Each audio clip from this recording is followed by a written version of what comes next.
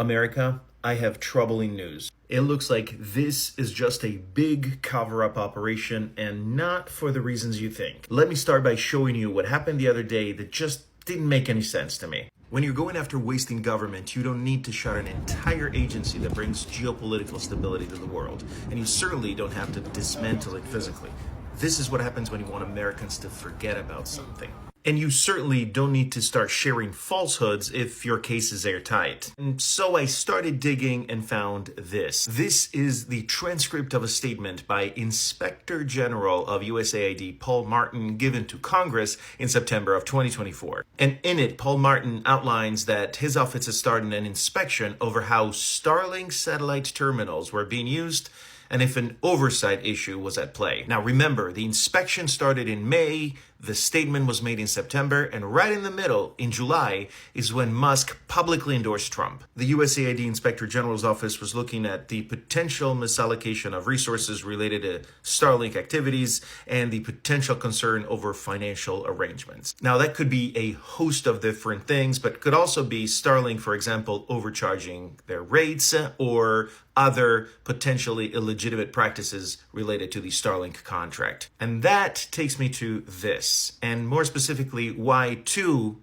inspector generals in particular were fired. One of them would be this one, Cardell Richardson Sr., who was the inspector general for the State Department, which oversees USAID's activities, including the Starlink contract. And the other one, of course, would be Michael Horowitz, Inspector General for the Department of Justice. He and his office would receive information from USAID about the investigation if the investigation uncovered potential criminal conduct. Now, could this be just a big coincidence? Of course it could, but remember that if it looks like a duck and it walks like a duck, it's probably a South African wannabe despot. Who are the PayPal mafia, and how are they linked to apartheid-era South Africa? Well, there are a group of men who are at the top, the founding of PayPal, all of whom in some way or other grew up in South Africa as children. You've got Musk himself, who was born in South Africa and lived there, went to high school there until he was 18. Musk's grandfather, Canadian grandfather, had been the head of the Canadian branch of a political movement in the 1930s called Technocracy Incorporated, which in essence wanted to scrap democracy in the United States and Canada and have technocrats rule the country, which might sound familiar. That becomes a de facto fascist party, is banned during the Second World War, and then the grandfather moves to apartheid South Africa, having had no connection to the place, in 1950 because he likes the sound of apartheid. And even Errol Musk says of the grandfather, he was an open neo-Nazi. You've got Peter Thiel, who was a co-founder with Musk of PayPal. Thiel was born in Germany, but brought to South Africa as a young child. His father was a mining engineer, lived in Johannesburg, and then moved to Southwest Africa, which was then a South African colony, is now Namibia. And he went to school in Swakopmund, which was notorious as probably the last place on the planet where people still openly greeted each other with Heil Hitler and celebrated Hitler's birthday. He went to a German school there before moving to the United States when he was 10 or 11. You've got David Sachs, who was born in Cape Town. He's big in PayPal and is now Trump's AI and crypto czar.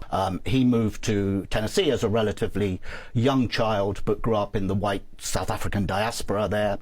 And you've got Roelof Botha, the grandson of Pik Botha, the last foreign minister of apartheid South Africa. He was the acceptable face of apartheid. You'll remember he used to run around the United States trying to put a gloss on how they were reforming things and that everything was getting better. So you see those four key people at the top of PayPal, and they all have this, very intimate connection to South Africa.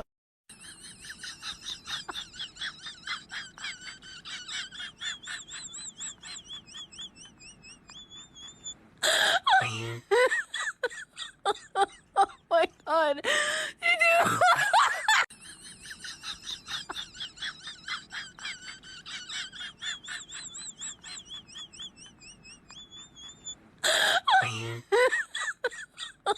Oh my God.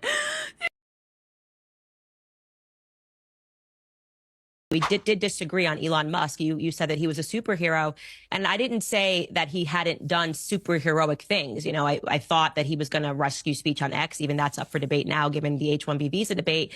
But I was never keen on him essentially buying a seat at the table, which is what he's done, because we don't know what Elon Musk believes.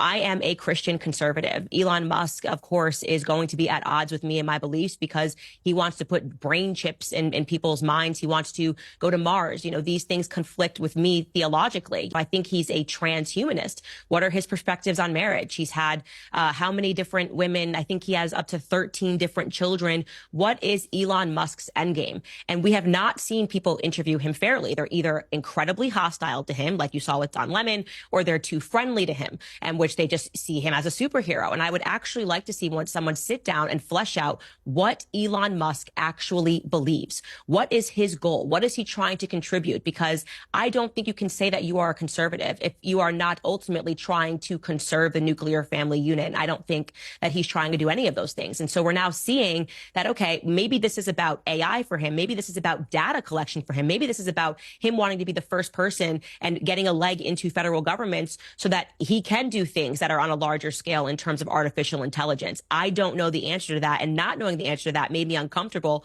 when people did what we always speak against, which is essentially turn him into a celebrity, that worship him like he's Taylor Swift, and think that because he's got tons of money and bought X, that he's now suddenly allowed to direct us on politics. I just am not into celebrity worship culture.